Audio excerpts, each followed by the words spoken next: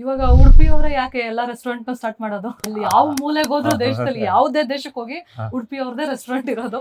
ಅದು ಮಣ್ಣಿನ ಗುಣ ಅಂತ ಹೇಳ್ಬೋದು, ಏನೋ ಗೊತ್ತಿಲ್ಲ. ಬಟ್ ಏನಂತ ಹೇಳಿದ್ರೆ ಮಹಾಭಾರತದಲ್ಲಿ ಒಂದು ಕಥೆ ಇದೆ.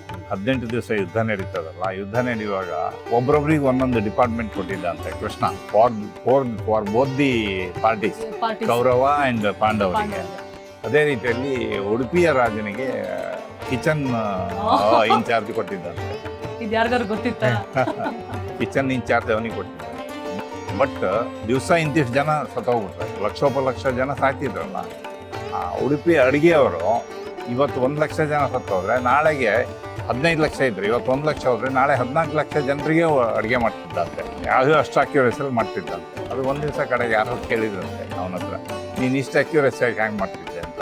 ಅವನು ಕೃಷ್ಣ ಬಂದ್ಬಿಟ್ಟು ರಾತ್ರಿಗೆ ಒಂದೊಂದೇ ಕಡಲೆಕಾಯಿ ಬೀಜ ತಿಂತಿದ್ದಂತೆ. ಒಂದು ಕಡಲೆಕಾಯಿ ಬೀಜ ತಿಂದ್ರೆ ಇಂದಿಷ್ಟು ಜನ ಸತ್ತೋಗ್ರೆ ಲೆಕ್ಕ ಅಂತ. ಆ ರೀತಿಯಲ್ಲಿ ಅವನಿಗೆ ಲೆಕ್ಕ ಸಿಗ್ತಿತ್ತಂತೆ. ಸೊ ಅದೊಂದು ಕಥೆ ಇದೆ ಅದರಲ್ಲಿ.